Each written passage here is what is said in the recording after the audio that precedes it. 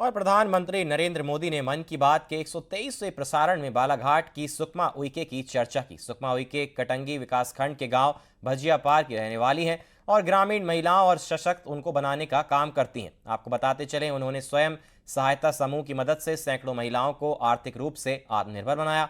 प्रधानमंत्री मोदी ने सुमा के प्रयासों की सराहना करते हुए कहा कि सुमा उइके जैसी महिलाएं भारत की असली ताकत हैं।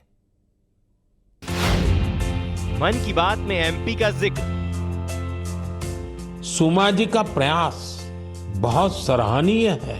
उन्होंने बालाघाट जिले के कटंगी ब्लॉक में सेल्फ हेल्प ग्रुप से जुड़कर मशरूम की खेती और पशुपालन की ट्रेनिंग ली।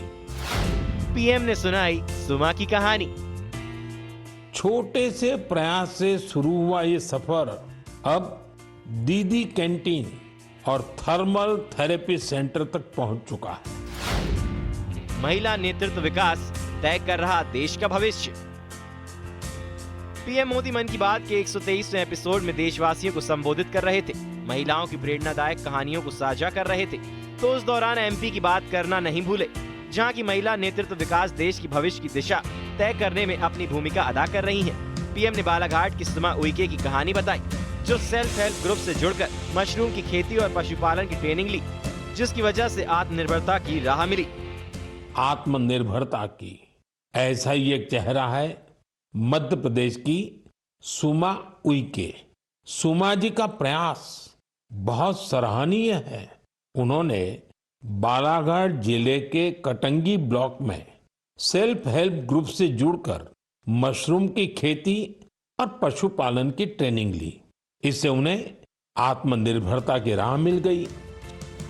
पीएम मोदी ने कहा कि बालाघाट की सुकमा उइके ने मशरूम की खेती और पशुपालन से खुद को सशक्त बनाया और देश को आत्मनिर्भर बना रही हैं।